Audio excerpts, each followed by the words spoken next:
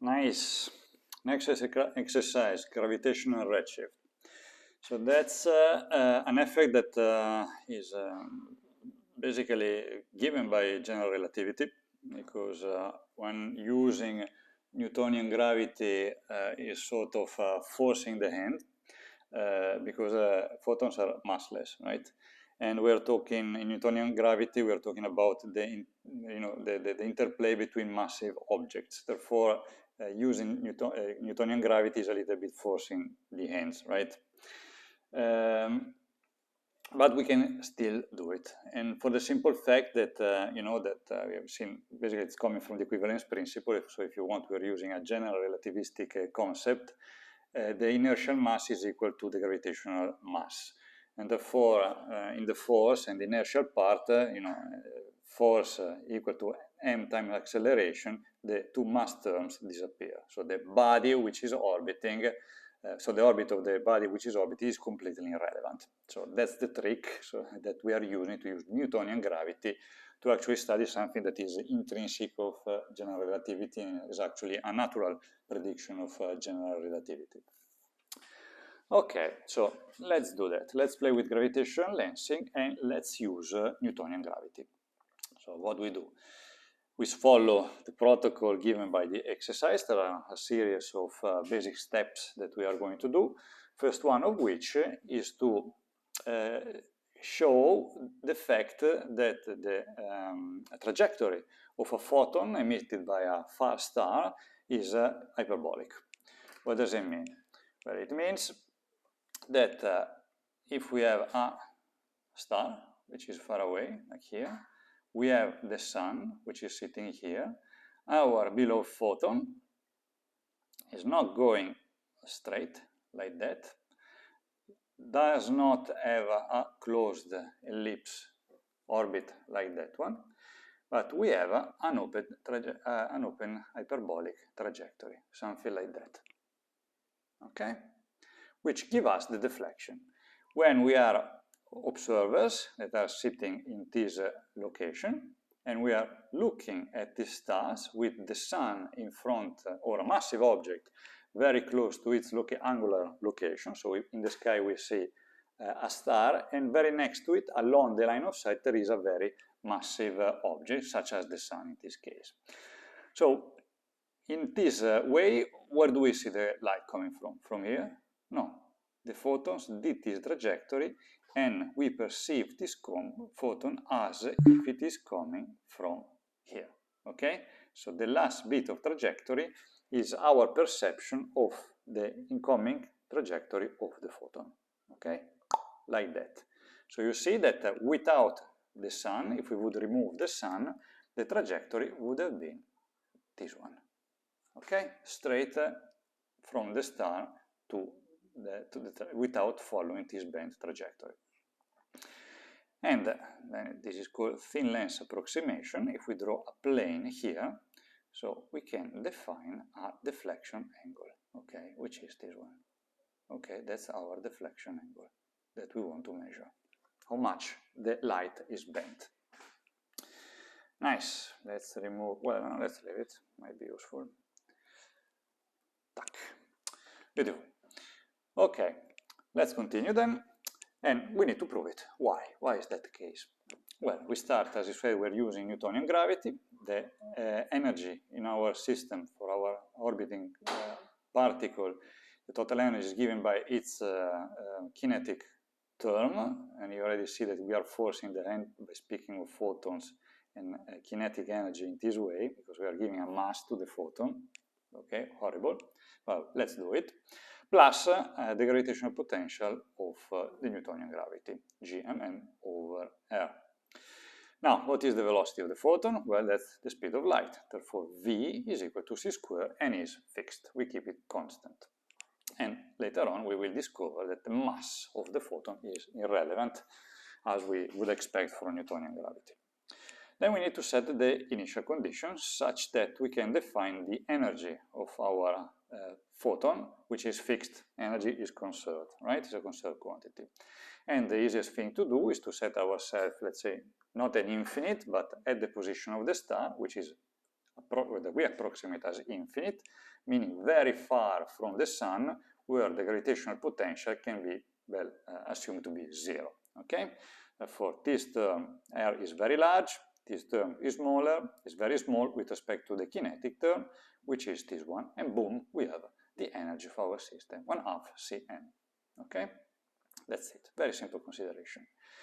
And the mass is a positive number, 1/2 is a positive number, and c to the power 2 is a positive number. Therefore, the energy is positive, is not equal to 0, we don't have a closed orbit, is positive, which means we have an hyperbolic trajectory. We proved it, okay? That's the trajectory that we expect. Point B, we want to compute the angular momentum, okay, of our incoming photons. So what we do? Well, we just want to get the angular momentum, which is defined in general in this way. Again, you see we are assuming that we are associating a mass to the photon. We just set the coordinates such that the plane of the orbit is in the x and y position. So z is orthogonal to the screen, okay? And therefore, the angular momentum, once we define the axis in this way, is again orthogonal to the angular momentum. Remember that hence this is in the plane of the orbit. We stack this to the screen, and the angular momentum is pointing to us. That's the meaning of this unit vector here. The direction, that's the absolute value that we call L. So the absolute value of the angular momentum is this one. Okay? Nice. Next point, point C, determine the domain of the angle. So we are looking what is the minimum and the maximum angle that can be spanned by the trajectory.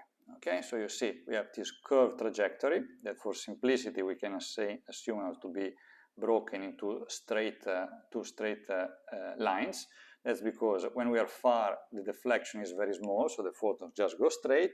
Only when we are very close to the sun, there is the strong deflection. So we can make the curve is actually sort of sharp here, okay? And then again, far from the sun, the trajectory goes back to straight. So we can use this approximation.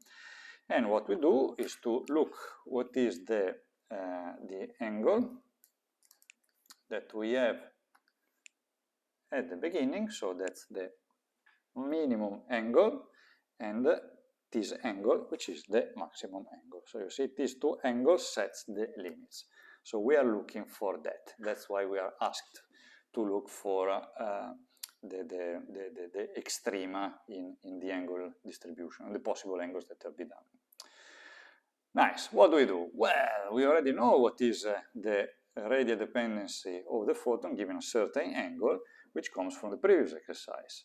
Here we are using Newtonian gravity, therefore beta is going to be set equal to 0. We have the standard Newtonian potential, okay? That's our solution, and the beta parameter basically enters here, you see, in this nu. But we have seen that for beta equal to 0, nu is equal to 1. Therefore, this nu sort of disappears, right? It's just unit. Therefore, we just have a cosinus of phi. Then what we have? We need to find the extrema of this guy, right? Therefore, R is larger than 0 by construction. R, the radius, is larger than 0 by construction. And, sorry, there was somebody at the door. So R is larger than 0 by construction, so that's what we impose to our equation, right? So P is positive, only this one can determine the sign, right? Therefore, this constraint is equivalent to this one, right? Only the denominator determines the constraint. So what we do, then we just isolate the cosinus of theta, and then we apply the inverse of the cosinus, which gives us the angle, right? We just extract the angle, and that's what we get. You see that phi must be larger or equal than the arc sine of the arc cosine of -1 over epsilon. Okay, so epsilon is the parameter that determines the span of the deflection. Nice. So what we do, what is the minimum and the maximum is just minus plus these two values. These are the two extreme values that phi can possibly have. Okay, fantastic. Done. We have done with C. Now what we do? We want to basically measure the deflection angle alpha. And we have all the ingredients at hand because we found one angle, one of the extrema that we just found, and the other angle. So the deflection angle is this guy here. Okay? Here I report again the schematic. So if there would be no deflection angle, we would have like a 2 pi between this guy and this guy. Sorry, a pi angle between this guy and this guy. With the deflection angle, we have pi minus the deflection. Okay? Alpha is this guy here. Okay, in the previous picture. So let's measure that. So the difference, therefore, is the difference. So the deflection angle is coming from, so the maximum angular deviation is given by the difference between these two values when we leave the star and when we arrive at the observer, which is just twice the arcocosinus of minus 1 over epsilon. Right? There is a minus, therefore this guy minus this guy gives the factor of 2 here. Good, then we made the consideration already that the phi equal to pi is a straight line, therefore we just look at the difference in the angle between pi and the delta that we just found. Then if I do the phi minus pi or the way around, it doesn't matter. What is relevant is the absolute value of this quantity. Okay, nice. So let's do that. We have our expression where pi is a constant, the phi is what we want to measure, given by this expression, and the only quantity that we need to constrain, and still we need to evaluate, is this epsilon. You see? Just the arcocosinus of minus 1 over epsilon. We need to find out epsilon. So we have it from the previous exercise. This is just what we had before with beta equal to 0. We need to plug in the orbital parameter p. We need to plug in the angular momentum L, and we need to plug in the energy. Tac. Just plug this stuff in, then there are terms that are going to cancel and compensate one each other, and you end up with this expression. Now you have your epsilon, you plug it here. You plug it here, and boom, that's what you get. Once you fill in the numbers that were given in the exercise, you see you got all the numbers given to you for the mass, g, the radius, and so on. Now this was the phone.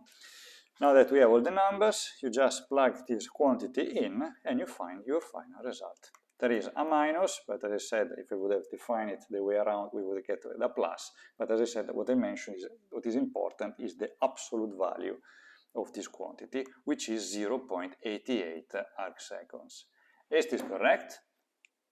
No, it's not. If we would even force the end, treating photons are massive objects, we would arrive at the fact that yes, we can have a deflection angle, no surprise, because a massive body is influenced by a gravitational field of another body, so we get a measurement which is different than 0, but we get the wrong value. This is actually half of the true value. Okay, and this was the first strong evidence in support of general relativity. Right? There was this famous observation done by Eckington of during a solar eclipse, where the star of a background nearby star was deflected by the sun. And Eckington measured twice the value which was expected by what you would get with the standard Newtonian gravity, but in very good agreement, in perfect agreement of the prediction done by general relativity. Okay, and again, look at this expression. Where is the mass of the photon? There is not. Okay, this is just because the inertial mass is equal by the gravitational mass. Okay, we can call it gravitational charge. Okay, the mass that goes into the gravitational force. Okay, and no surprise, that's because of this equivalence principle, which is sort of embedded into Newtonian gravity.